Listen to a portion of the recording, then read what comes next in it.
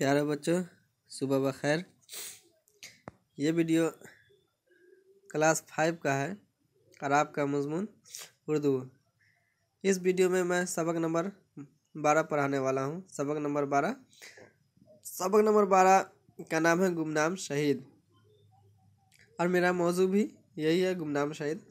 गुमनाम शहीद मतलब गुमनाम शहीद जिसके बारे में इस कहानी में लिखा गया है, वह कौन सा गुमनाम शहीद थे? वो कौन थे?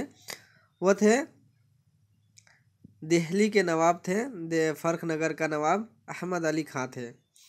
उन्हीं के ऊपर ये कहानी लिखी गई है और उन्हीं को गुमनाम शहीद कहा गया है। वो बहुत ही वतन परस्ती थे, वतन से मोहब्बत करने वाले थे। वह दिल्ली के फर्ख नगर का नवाब थे। वो जब अंग्रेज़ों ने वो दिल्ली पर कब्ज़ा करने की कोशिश की, तो दिल्ली को उन्होंने गुलामी से बचाया। जब 1803 में अंग्रेज़ों ने दिल्ली पर कब्ज़ा किया, तब भी वो फर्ख नगर को गुलाम नहीं बनाया गया।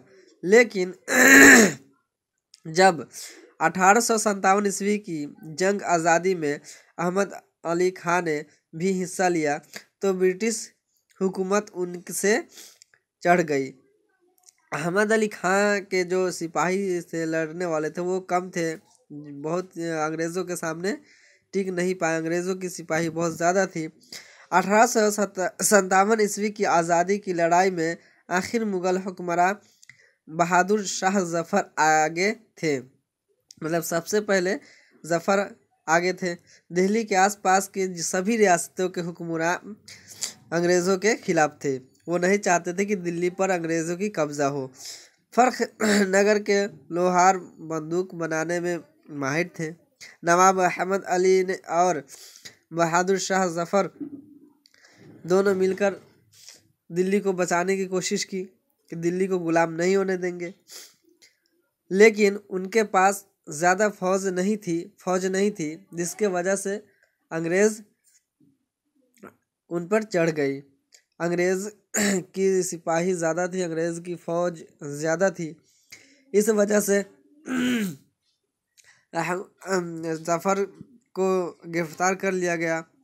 उसके बाद अहमद अली खां को भी गिरफ्तार कर लिया गया और उन्हें हथकड़ी लगाकर उन्हें एक कोठरी में बंद कर दिया गया और फैसला अदालत के मुताबिक चला गया।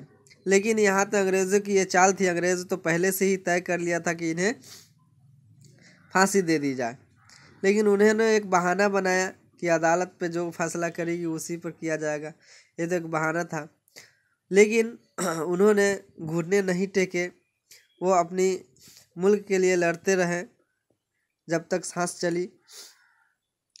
लेकिन उनकी मुट्ठी भर फौज होने की वजह से वह गिरफ्तार हो गए और उन्हें 24 जनवरी 1858 को बुध के दिन अंग्रेज़ों की हुक्मरान अहमद अली खां को फांसी पर लटका दिया।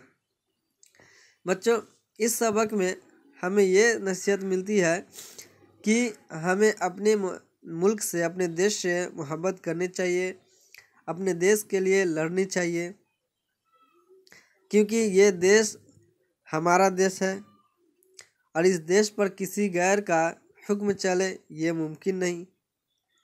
इसलिए हमें अपने देश के लिए दिली जान से लड़ना चाहिए और अपने देश का खिदमत भी करना चाहिए अच्छे के लिए। तो बच्चों, हम लोग भी अपने देश से मोहब्बत करने वाले बने, है ना, और देश के लिए जंग करने वाला बनाए, देश के लिए, देश का हर काम में आए, ये ख्वाहिश रखें हम। और हमें भी यही से होना चाहिए कि देश के लिए और देश से गद्दारी नहीं करना चाहिए। तो बच्चों, ये अहमद अली खां और शाह जफ़र की कहानी थी, गुमनाम शहीद।